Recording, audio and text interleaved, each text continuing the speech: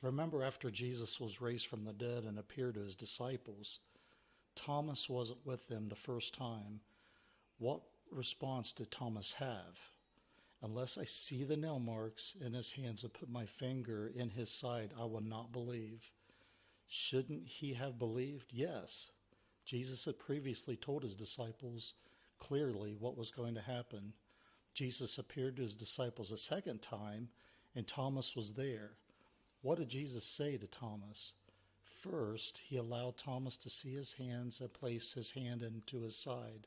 Really don't believe that Jesus was being too critical, or he wouldn't have allowed Thomas to do so. However, Jesus was teaching a lesson here. What were Jesus' words to Thomas, and how did Jesus' words apply to us today? Jesus said to Thomas, because you have seen me, you have believed. Blessed are those who have not seen and have believed. We're in a wonderful position to please God by believing without seeing in our situation with our faith today. And I hope that we realize that. I have a strong feeling that any of the other disciples in that situation would have felt the same way as Thomas if they were in his shoes, sandals technically, right? I might imagine that my reaction probably would have been the same as Thomas too. What about you?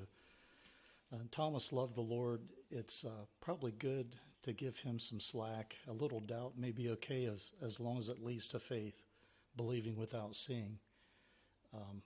In Hebrews 11:6, and I think sometimes we can understand the response of Thomas because something that you want to happen so badly and it does happen, it just seems too good to be true. So I think sometimes we're a little bit too hard on him in that story.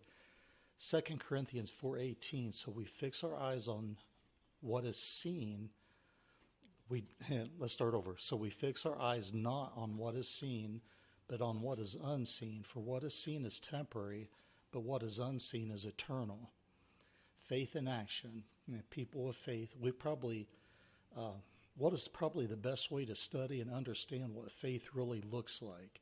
Faith that is pleasing to God. I would say that it would be wise to take a look at people in the Bible who were commended for their faith.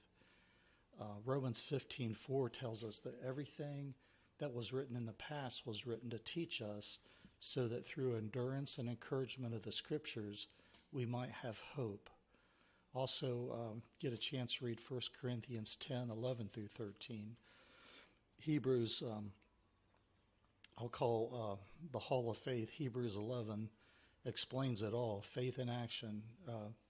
Please read the entire chapter with our Safe Harbor and Patrick Mead. He's been doing a wonderful lesson here recently, and this is being recorded April the 13th.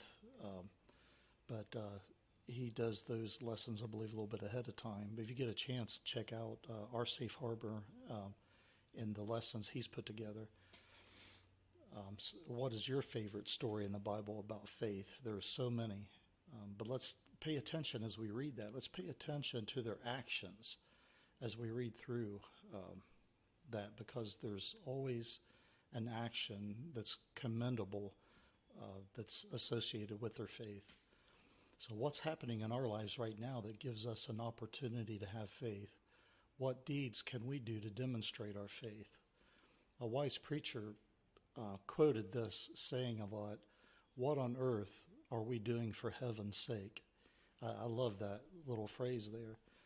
And it's an incredible opportunity in this life to live a life of faith. Just to clarify, we're saved by grace through faith, but our faith demands actions, because in the book of James talks about, faith without deeds is dead. It just means that we're really not living to our potential and the potential of loving and serving others unless we live out our Christian lives that way. So let's not miss out on it. And so we can love people and demonstrate our faith every day.